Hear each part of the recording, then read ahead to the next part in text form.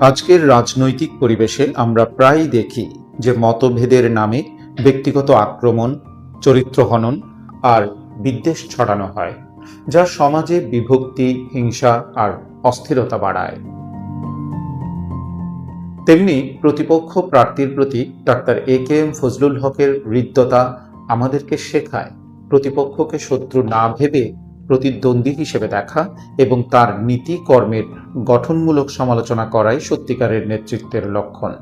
এতে রাজনীতি আরও পরিপক্ক হয়, জনগণের আস্থা বাড়ে এবং দেশের উন্নয়নের পথ সুগম হয়। দেশকে এগিয়ে নেওয়ার সক্ষমতা কোন প্রার্থীর সবচাইতে বেশি, সেটা জনগণই নির্ধারণ করুক। রাজনীতি হোক পরিচ্ছন্ন, গণতান্ত্রিক এবং জনকল্যাণমুখী। Doctor A K M. ফজলুল হক বলেন, ব্যক্তিগত আক্রমণ নয়, বরং প্রতিদ্বন্দ্বিতা হোক কর্মে, সমালোচনা হোক গঠনমূলক, যুক্তি নির্ভর ও তথ্যভিত্তিক।